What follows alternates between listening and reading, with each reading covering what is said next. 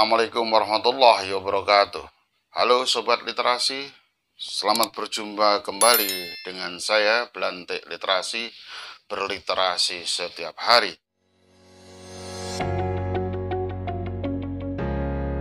Consuming Passion, the Culture of American Consumption, about global lifestyle under local conditions, about video dreams, television and cultural forms, group identities in post-authoritarian politics, about the Hollywood sign, the culture of American film, utopian, dreams, semiotics, and the new media. American Makeover, constructing identity in the age of entertainment, consumption patterns of the South Korean middle class and new generations, and middle class formation and consumption in Hong Kong. The endemic world of the high consumer, fashion and cultural formation. For consuming Asian ideas and issues. Brought to you by Design of Advertising.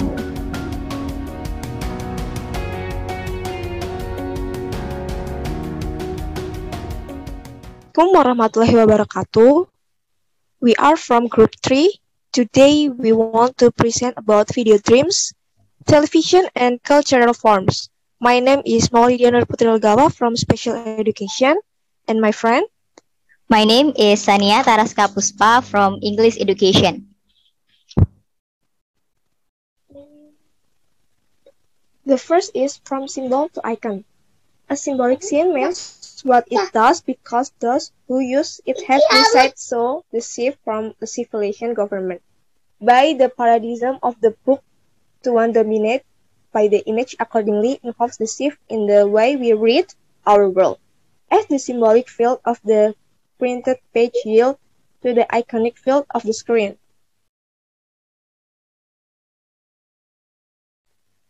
And then the second is mixing media, writing about television. In interpreting television, you still need to rely on your skills in description and summary, because you need to describe the show for your reader. Whatever approach to television you are taking, you will probably need to do some research. Third is extreme lifestyle. A small study reveals a history consisting of many sitcoms, generally confusing on middle-class families living in the suburbs. The next is The Kids Aren't Alright.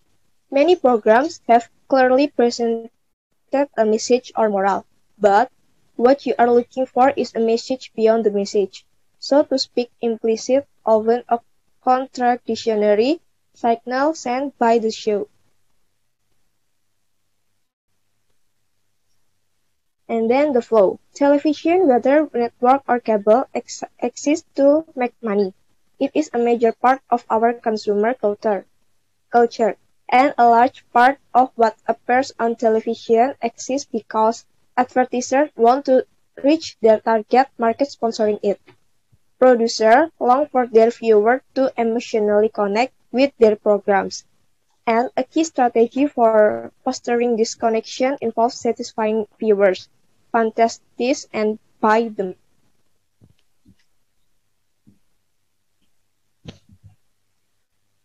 The next is niche marketing.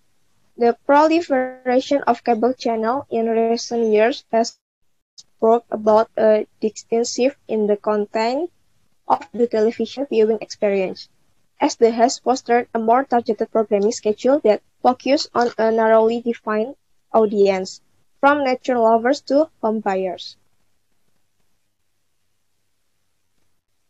Reality Bites. One of the shows that you can't miss anymore on the evening shows is reality television. Reality programs that embrace the game show dimension offer their viewers the opportunity to imagine themselves in the contestants' shows and win big bucks. And then, Real Populists of the USA. Among the more recent varieties of reality television are programs that focus on basic working class work or returning to the premise of an American family, shows that follow ordinary family life, Such program combine the documentary filmmaking element with the voyeuristic appeal of much else in RTV. And then all the news that's fit to jar. It has long been recognized that news never presents a simple and unbiased window to the world. But with the advent of infotainment programming, most news has stopped short of even trying to pretend to present an objective view. And then the readings. Starting from Francine's prose, provocative analysis of reality television, arguing that the violent Machiavellian behavior we can see every night on shows like Survivor and The Apprentice is really no different from other shows. All right. And then my friends can explain it. Yeah, thank you, Maulidia. And then this is when is art dangerous? The first Western philosopher to worry seriously about the moral effects of fiction on its audience was Plato. Plato worried about the way that the dramatic poets like Homer played on the emotion of audience members in ways that could be dangerous and manipulative. Poetry, Plato believed, evokes strong emotion in ways that could undermine social stability. In Plato's time, a dramatic poem like the Odyssey would be read aloud or sung in a public performance, and so poetry for Plato is more like theater for us. Why The Sopranos? There are many works of popular art that feature gangsters, not to mention other kinds of fictitious people or protagonists that it hardly seems fair to pick on The Sopranos.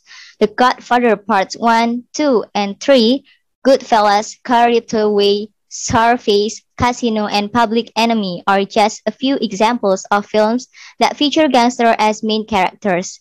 Most of these movies are referenced and discussed by the character in The Sopranos, especially by Silvio Dante, who loves to imitate Al Pacino's character from The Godfather. But The Sopranos distinguishes itself from these other works in three ways. First, The Sopranos is an ongoing television series, not a 2-hour movie. As of this writing, 4 seasons comprising 52 episodes have been shown and at least 2 more seasons are planned. Morally wrong to watch The Sopranos. The Sopranos led its audience to identify a terrible person. Is it then wrong to watch the show? Could identifying with Tony make us worse people too in the end? I doubt it. There are a number of reasons why The Sopranos as a whole does more than just make bad people look good. Why we love TV's anti-heroes from Tony Soprano to Don Draper, Vic Mackey to Dexter recent television programming has been filled with anti-heroes dramatic protagonists who can be downright evil and yet elicit the sympathy of their audience. Believing in good semiotic style, that TV drama is a barometer of sort to the age that gave birth to it. Mad Men and the Paradox of the Past Mad Men. Dramatic recreation of early 1960s America when the country was poised upon the brink of a cultural revolution but had not quite tipped over yet. It's a deeply ambiguous television series. Does it represent an expose of the bad old days of rampant sexual harassment in the workplace and sexual racism when everyone smoked too much and men called all the shots? Or does the show's appeal lie in nostalgia for a bygone era on the other side of a vast cultural divide? As Natasha Simons observed in his article that originally appeared in the National Review, it depends upon who is viewing it. All right.